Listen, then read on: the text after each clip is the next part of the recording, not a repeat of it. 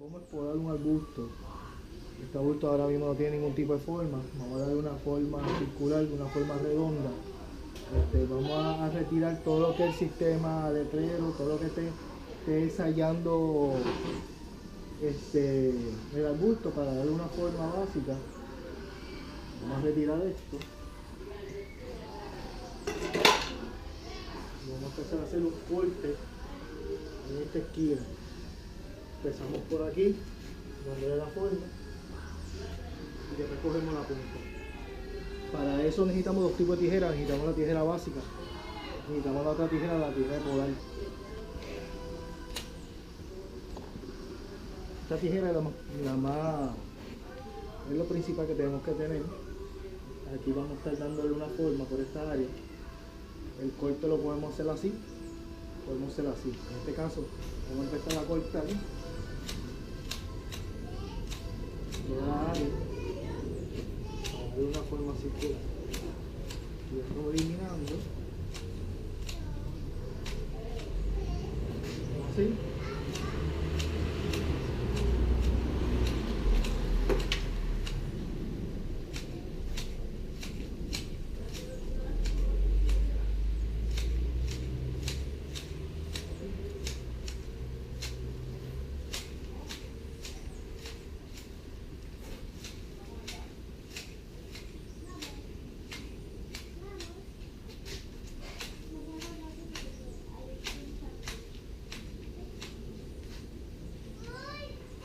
Área, ya están viendo la forma, como le empezamos a darle aquí, tomándole aquí,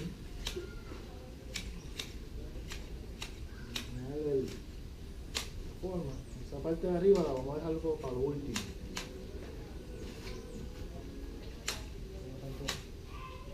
Poniendo ya la forma circular.